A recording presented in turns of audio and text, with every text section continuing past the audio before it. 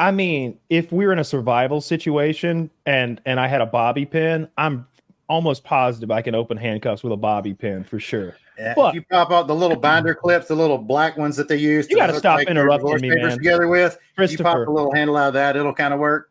Christopher, I think you're lagging behind a little bit, and it's kind of ruining the show because you talk over us, and we kind of get bowled over by you. Oh, I'm sorry, man.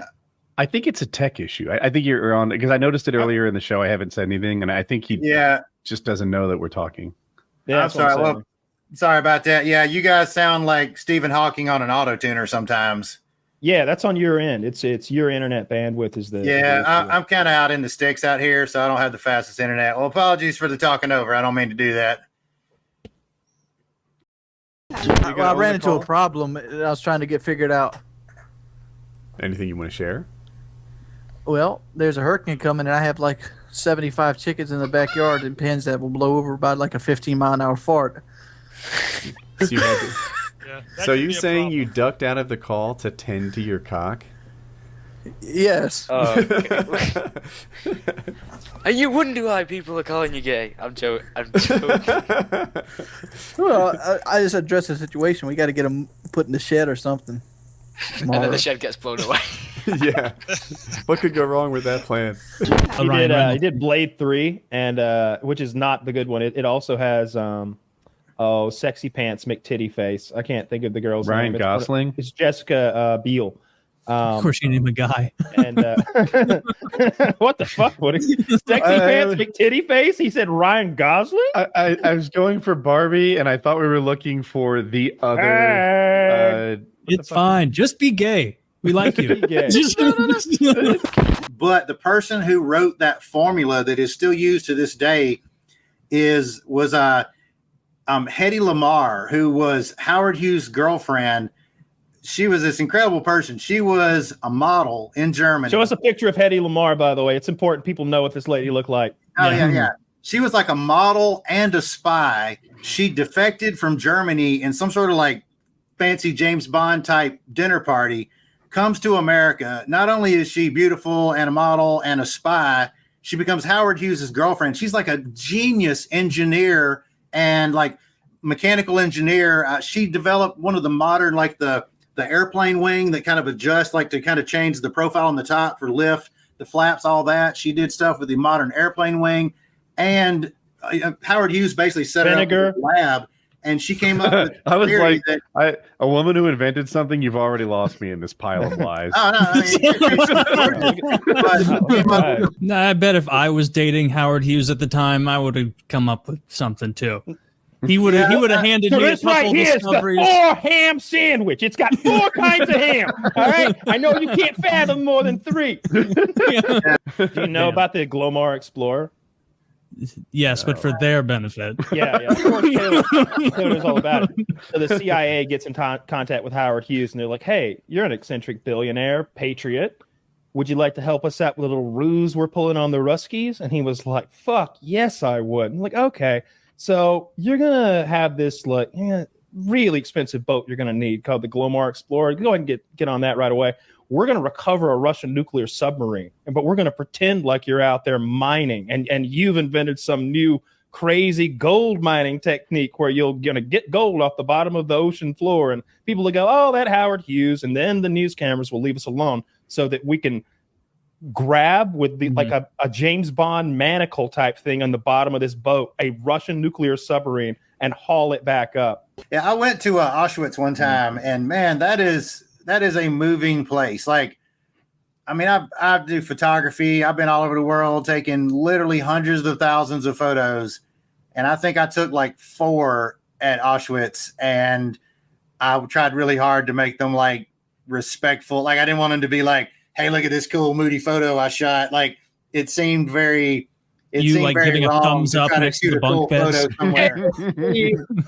Yeah, exactly. Yeah, the selfie. But I was trying to I got like, one of like the train tracks kind of going out, and I was trying to capture that sort of Anne Frank's last view kind of thing. But yeah, it was a really moving place. And like, yeah, they had these, like in the showers, like they just had these little trap doors in the ceiling. They would drop the Cyclone B down below, and it was just so clinical. Like, that was. Did they play music? I'm sure some did.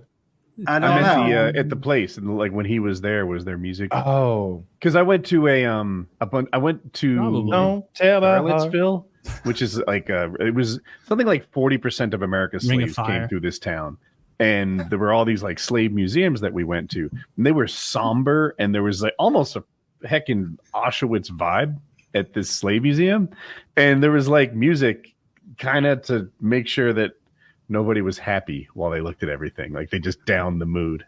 Yeah, no, there was no music at Auschwitz. It was just kind of a walkthrough. They kind of put you in groups based on language. And I'm not sure why Kyle's laughing. That's not the Alamo. You remember in a Pee-wee's Big Adventure where like the medium tells him his bicycle's in the basement and they all laugh at it. Yes, I remember. I may have gone to the wrong part. I may be like King of the Hill and I never slid the door open and went through the whole room. The Alamo. That looks amazing. No, the Alamo sucks. It looks like a regular Hilton. The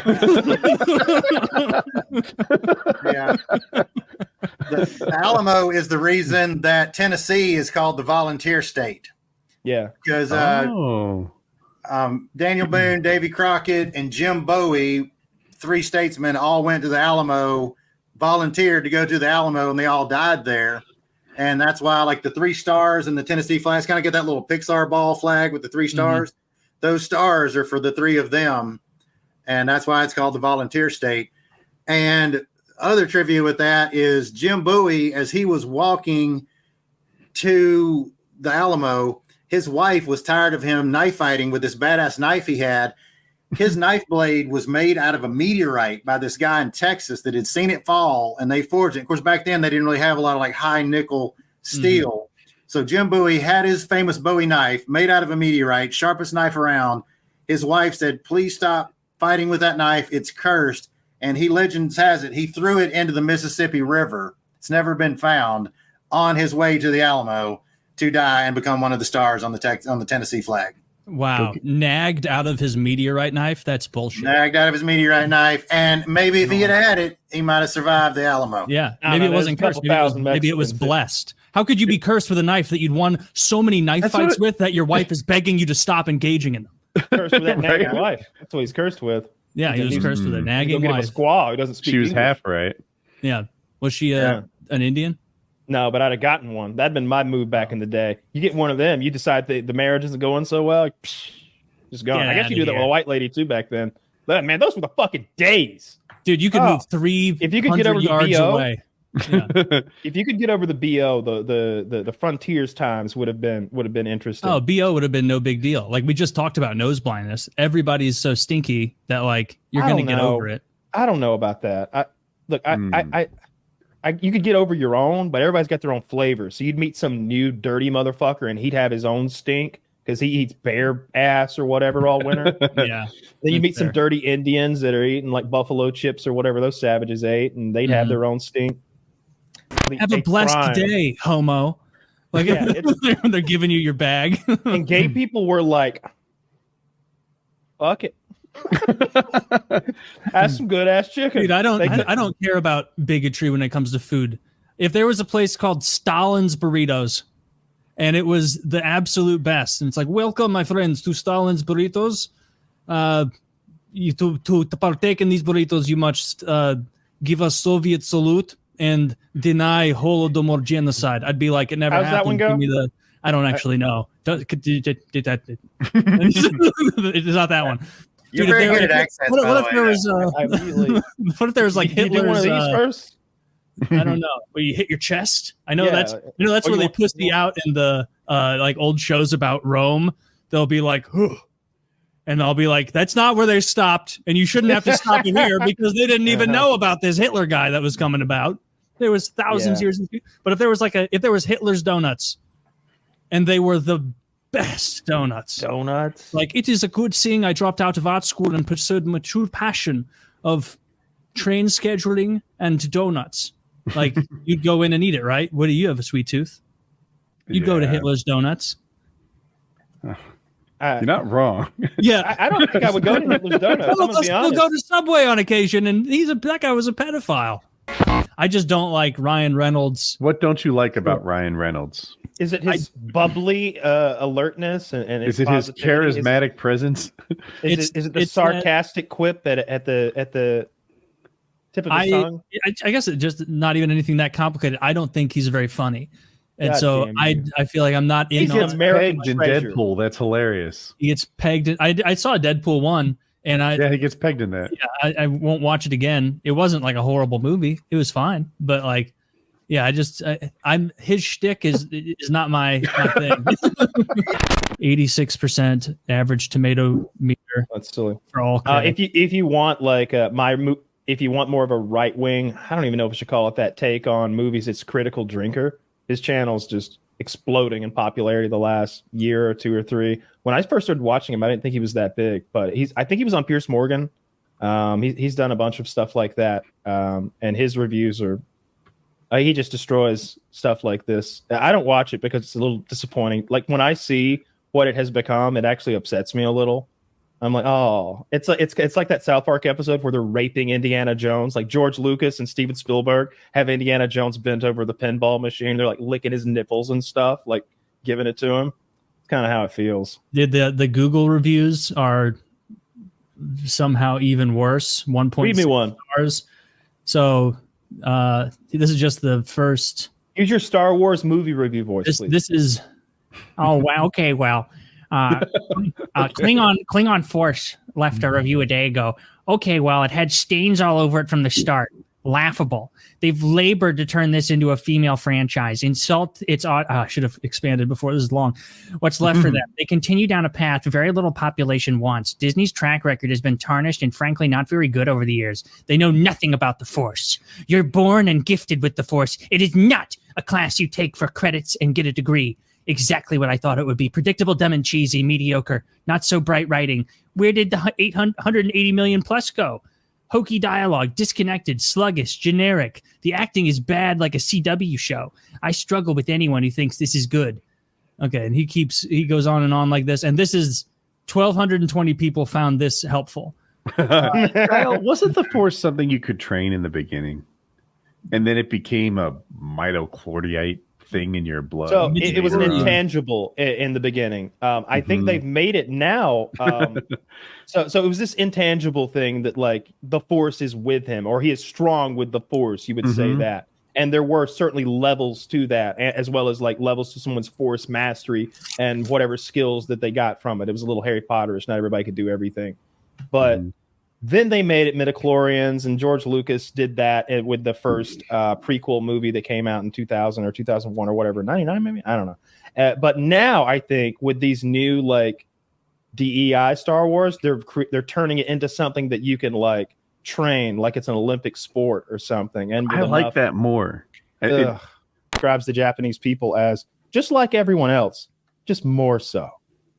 And it's like, yeah, they do everything with such an intensity and such rigor that it goes overboard. And then because they've had this period of isolationists, they've romanticized just how rigid to Bushido their ancestors were, just how good the way we look at maybe medieval knights and think of knights in shining armor who do only good, tell only truths, protect the weak. Okay, all right. Our politicians say some similar vows. They don't keep up with them, but because these guys have never known personally that ruling Bushido military class, they've heavily romanticized it. And so he tells all this to sort of load you up for what's coming in World War II. I'm fascinated. It's so good. So you're done with the engines already? I learned all that there was. All that there was to know. Yes, now, there's almost 4 days of history there. What I did was I went through all the resources available to me without going to like a library or something. Yeah, without a book. Well, it's like as I go further, it's like, yeah, I know this. I know about that ritual. I know that they would tie those loops through the skin in their chest and then tie it to the pole and do their dance for days on end. I know that tribe had their spear had a crook in the end, like a shepherd's crook, and they would stab it into the ground and they tie a piece of leather from that to their leg to make sure they didn't take one step back. Because I went through it all. I wanted you to learn all the details of the different human sacrifice rituals so you could teach me about all the ways they varied. How did the Incas do it? How did the Mayans do it? Did the Aztecs revolutionize it? So they believed. So the Aztecs believed that the more the person suffered and screamed, the more powerful the blood magic would be, so that they could build a closer bond to the gods or entities they were trying to appease or connect with. So it was very important that this person die afraid and terrified. Thank God the Spanish showed up. So they would hold you down. 4 people would hold you down, sort of almost bent over backwards over this like bowed stone structure, so that you're really exposed. He would plunge the knife in, and the goal was to tear your heart out rapidly, like as fast as possible, so you're alive when it happens. They want to show you your heart if possible. Like that's and you can imagine you do this 1,000 times, maybe you get good at it. Like you're like that guy, that Japanese guy slicing up those tuna. You're just in and out. Heart. Yeah. You're like Jiro dreams of sushi, but with torture. But with torture. Yeah, with ripping hearts out. Damn. Probably a good thing we put a stop to that. I don't know. Spanish, I mean, at least. You think it was working, the human sacrifice? Well, they lost badly when like a group much smaller than them showed up. That's told part that of it. Earth's temperature has started rising ever since the human sacrifices stopped. So Cortez only had a few hundred men with him, and there's that famous quote of him like, "Never in history have such men as us come so few and conquered so many." But they'd also went around and they'd gotten all the tribes that the main Aztec aristocrats or whatever had been bullying forever, and were like, "Hey, you tired of them raiding your village and sacrificing your people, selling?" Because that's what they do. They weren't necessarily killing like your neighbor and sacrificing him. You'd go get those jungle people. Like it's a lot like Mel Gibson's Apocalypto, if you've seen that, which is fantastic. Yeah. A lot of the South Americans and Central Americans were very stoked when they got that offer from the Spanish, at least from what I learned, where they're like, "Oh, these gun people are going to save us from those, step pyramid building sacrificers. This is kind of nice." Yeah, they just wanted gold, though. They just wanted gold. The Spanish had this idea that that El Dorado existed. And part of it was because early explorers, English explorers who had gone into the Amazon, either came back and lied or saw something we still haven't found. That's the only two ways. They were fibbing, looking for more funding. That's where I want to be too. But here's the facts. The guy who came back and told the lies was like, "Please send me back. Send me and my son back." And they gave their lives looking for what he had found before, leading these expeditions down the Amazon, looking for these golden cities and these huge civilizations that were supposedly there.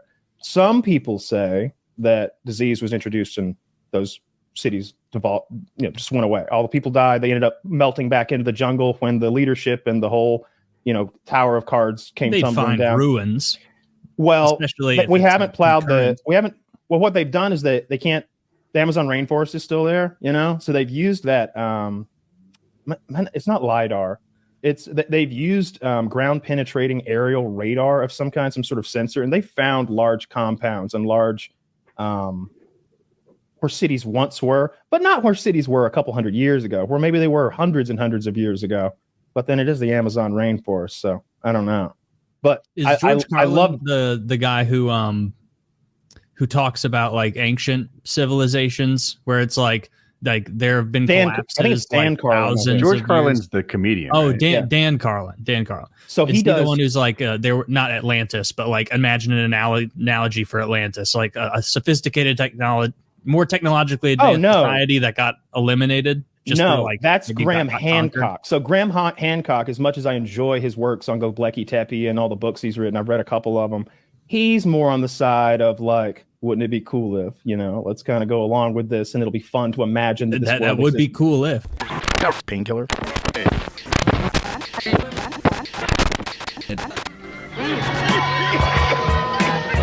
Introducing liquid anesthesia.